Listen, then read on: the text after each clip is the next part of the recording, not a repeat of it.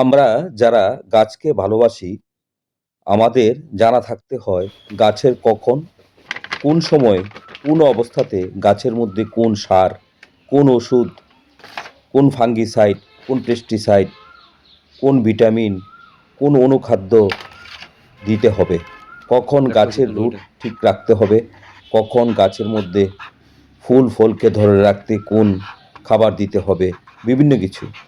আমরা মানুষরা যখন খিদে পাই বা কোনো শরীরের মধ্যে অসুস্থতা ফিল করি, আমরা বলতে পারি, গাছ কিন্তু বলতে পারে না। কিন্তু গাছকে যারা ভালোবাসে তাদের জানা হয়ে যায় কখন গাছের কী প্রয়োজন হয়। অ্যামাজন থেকে আনা কিছু জিনিস ঘরের মধ্যে ছিল, সেইগুলিকে আজকে বিভিন্ন পাত্রের মধ্যে ঢুকিয়ে নিচ্ছি এবং মার্কার দিয়ে সেইগুলির উপরে লিখে নিচ্ছি কোনটার কী নাম। তাহলে কাজের সময় হাতের কাছে পেয়ে যাব। এই হলো আমার ছাদ বাগান বা মাঠ বাগানের ছোট্ট মিনি স্টোর। আশা করি আপনাদের কাছেও এরকম বিভিন্ন জিনিসপত্র আছে গাছের ব্যবহারের জন্য।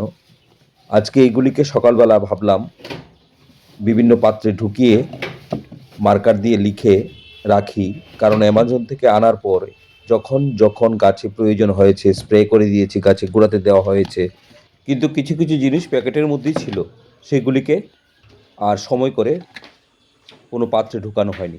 তাই ভাবলাম আজকে সকালবেলা এগুলিকে পাত্রের মধ্যে রেখে নাম লিখে রাখি, তাহলে যখন যেটার প্রয়োজন হবে হাতের কাছে পেয়ে যাব এবং খুঁজতে হবে না, দিতেও সুবিধা হবে এবং প্যাকেট থেকে খুলে পড়বে না, নষ্ট হবে না।